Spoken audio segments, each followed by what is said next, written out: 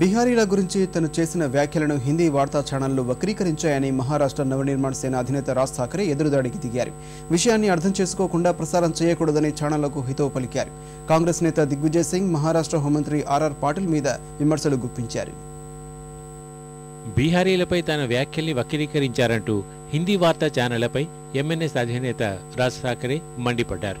విషయాన్ని పూర్తిగా అర్థం చేసుకోకుండా ప్రసారం చేశారని ఆరోపించారు. రాజ్ ఠాకరే బీహారీలను మహారాష్ట్రకు రానివ్వబోమని వ్యాఖ్యానించారంటూ శుక్రవారం పలు ఛానళ్లు వార్తలని ప్రసారం చేశాయి.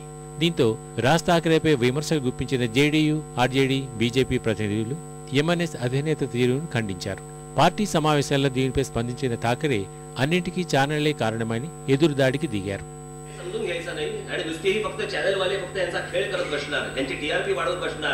मधल्या जाहिराती वाढवत बसणार. तुम्हाला मराठी समजत नसेल तर महाराष्ट्रामधले जे मराठी रिपोर्टर आहेत, पत्रकार आहेत, त्यांना विचारून घ्या हा काय बोलला.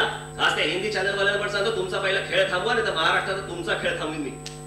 మహారాష్ట్ర హోంమంత్రి ఆర్ఆర్ పాటిల్ పైన ఎదురుదాడికి దిగిన రాజ్ ఠాకరే ఆయనకు శాఖ మీద పట్టు లేదని, అందుకే పాటిల్ రాజీనామాకు డిమాండ్ చేస్తున్నారని తెలిపారు.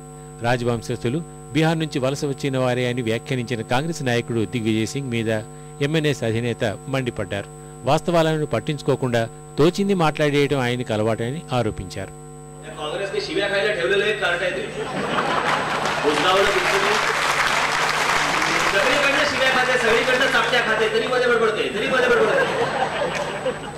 विषय काही समजून घ्यायचा नाही, काही बघायचं नाही, मागचा पुढचा विचार करायचा नाही. ठाकरे कुटुंब मूळचं बिहारचं कुटुंब काढलं.